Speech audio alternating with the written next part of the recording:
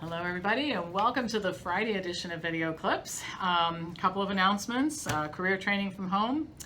We have the best courses. We really turn out great practitioners here.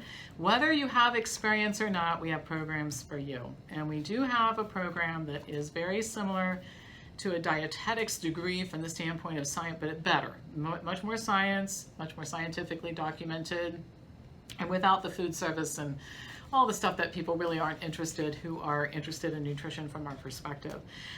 Classes coming up.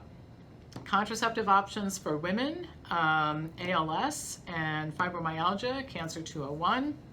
We have a few more that we'll do before the end of the year, but those are the ones that we have scheduled for right now. So if you're interested in any of that, please let me know. All right, so on Friday I deal with consequences, and I'm going to start with something that is just kind of a breath of fresh air. It's nice to hear this once in a while. And this comes from somebody in Utah who lives, there's been no restrictions, no lockdown, no mask mandate, no deaths, and only 3 cases in the town where this person lives. Utah has a population of 3.206 million. There have been 117 deaths, which is 0.0036%. We have 10,000 deaths from cardiovascular disease in Utah, and they did not shut down the state, close the grocery stores, or forbid you to eat meat. I think that's an interesting comparison. But this person says there's no lockdown. So it's not true that there's no good places in America, and this individual welcomes us all to go to Utah. I have to say it's tempting, although I'm hopeful. I talked earlier in the week about our unhinged health director being gone, and maybe that's a step in the right direction.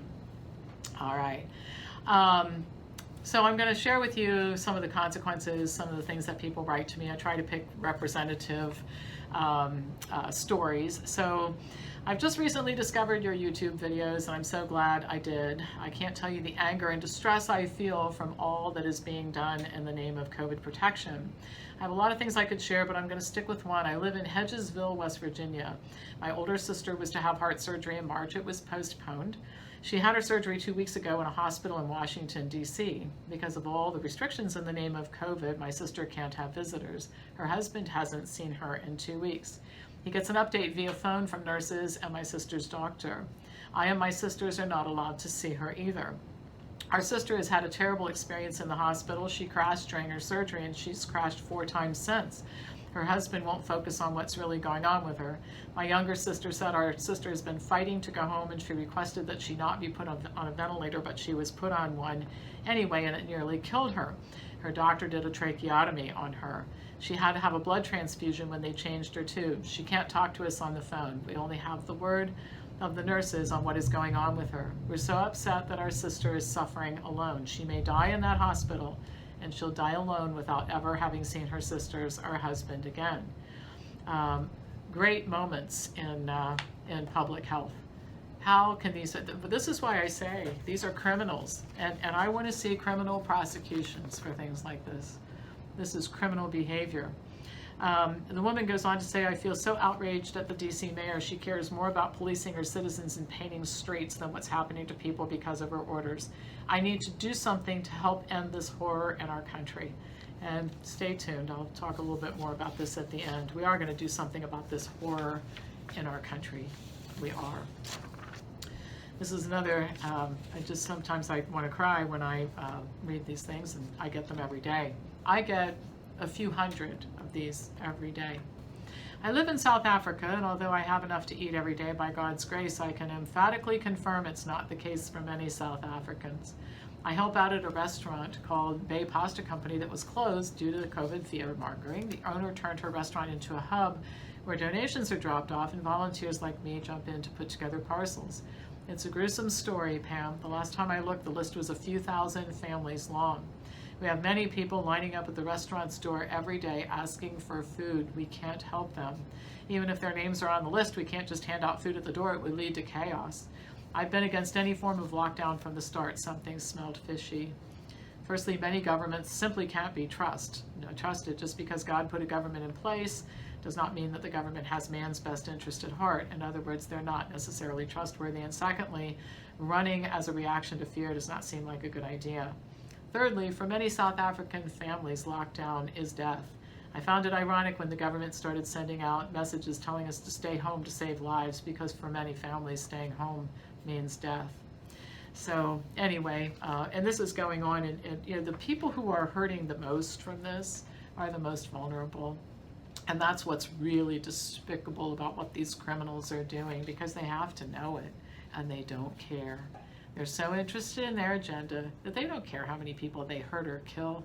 That's background noise to them in the quest to get where they want to go. And they're willing co-conspirators in the health departments of the states and health departments of federal governments and elected officials, willing co-conspirators. And I'm hoping one day that they get their just due in court. Many of them should be in prison, and some of them should die. Okay, here we go on. My mother has had a dance business since 1965, 55 years in the business, sharing the love of dance, a female entrepreneur that rode out the recessions and made sure, no matter what, that the show must go on. For the first time in all those years, the catchphrase of the show must go on failed. The studio has been hosting remote Zoom classes since the end of March. Parents paid $100 for recital costumes that aren't going to be used, and the competitions this year, it was going to be her 55th anniversary recital, and they were going to have decades of past students return for the celebration, and it had to be canceled. And it's going on all over the world. As a result of the fear that Trudeau has instilled, this happened in Canada, the crushing cancellations throughout 2020, my mother, age 77 with COPD, and my stepdad, age 66 with Parkinson's, have given up one of their vehicles. They made this choice in light of the new norm. They're convinced my mom will need to restrict her lifestyle forever. Not only has this destroyed her business, but it's crushed her will to live. My stepdad's been observed crawling on his hands and knees to get across the room with tools in tow as he's constantly building, repairing, and creating things. Parkinson's and COPD have never stopped them, but COVID has held them hostage in their homes since February 27th.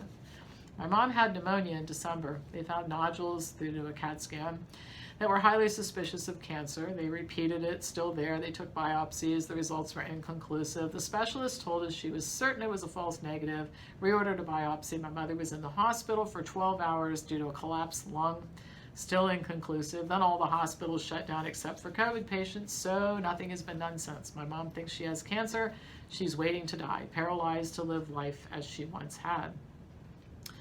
And then this person goes on, I mean, this is just horrible. Sucking the life out of people, making them feel despair and loneliness, taking away the things that make life worth living. And that was their plan, my friends. That was their plan. So this is kind of a funny story as an adjunct to that. This particular couple, who just returned from living free in Florida back into Canada. At the border, they told us to head straight to our registered quarantine location. Don't stop for gas. If you run out, call for somebody to bring it to you at the side of the road. Don't get out of your vehicle. Go straight to the address and remain inside for 14 days. So they decided not to do that. They went directly to the family cottage.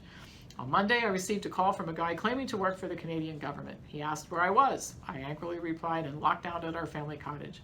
He wanted to ask me more questions, and I hung up. 10 minutes later, a private number called my same cell phone number, looking to speak with my husband. I told the woman she could not speak to him and hung up. 2 hours later, another person. The criminals are nothing if not persistent, but then criminals usually are, when you think about it.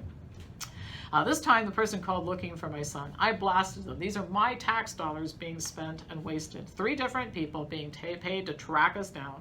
Then on Monday night, a 4th call came in as I was in the middle of my Zoom NIA movement class. I answered and asked this person if they were happy stealing taxpayers' money when these taxpayers were not allowed to work, if that felt right. They wanted to ask questions about how I was doing.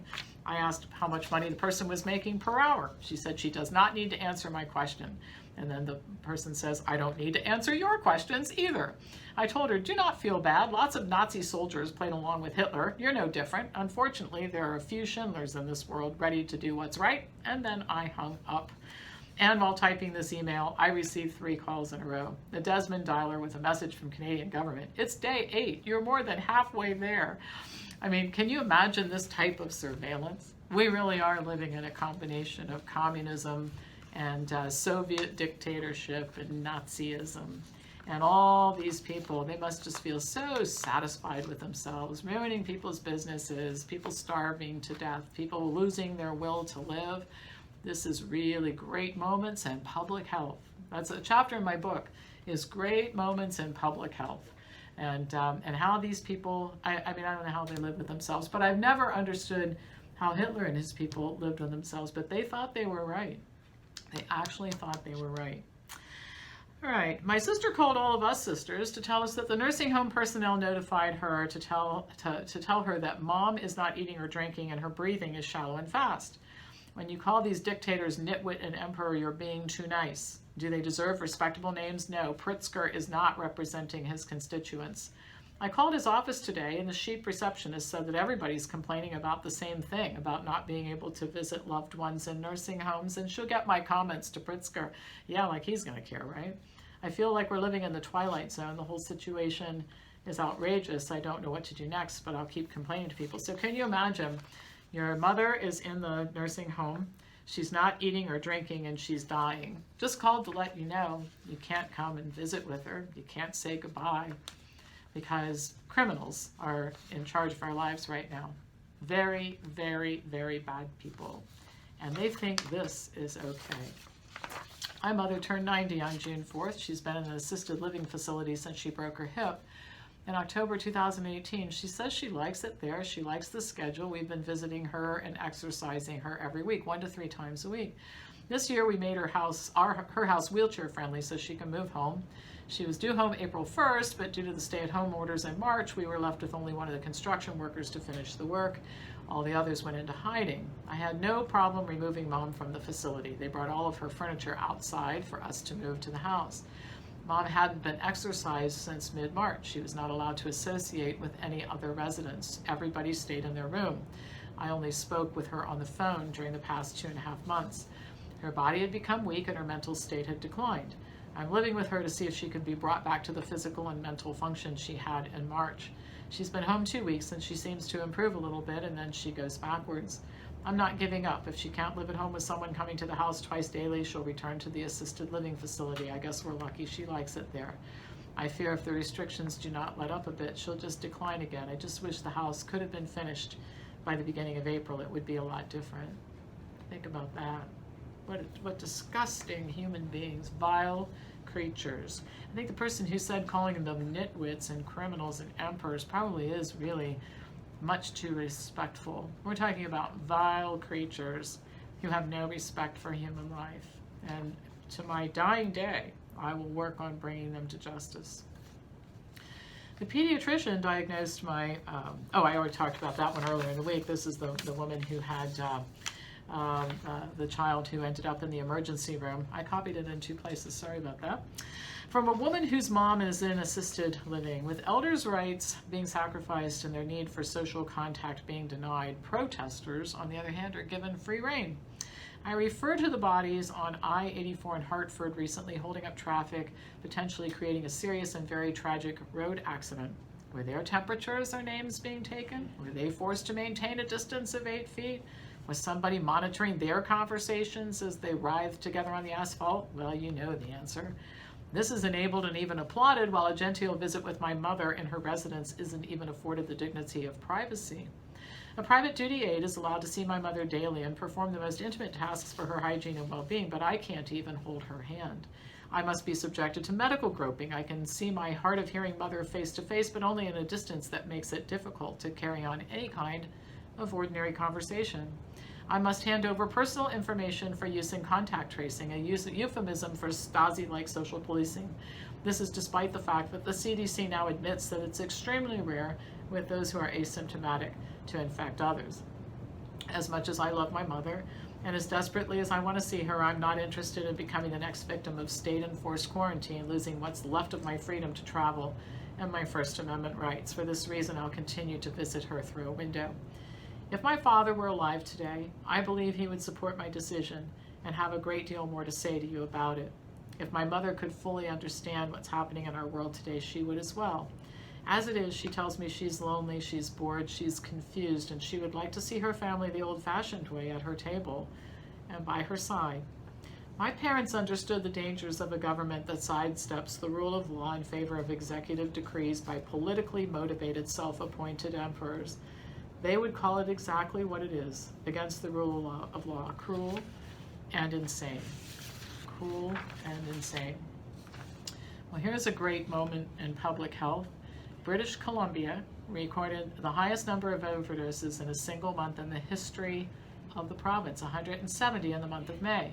This is more deaths from overdose in 1 month than have died from COVID-19 in the entire province in 2020 to date.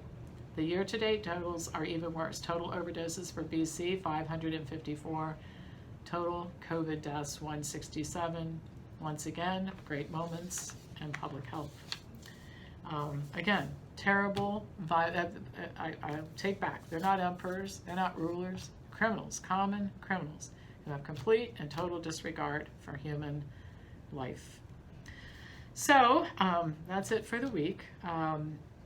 Next week, sometime next week, we're going to launch an initiative to take our rights back and take our country back.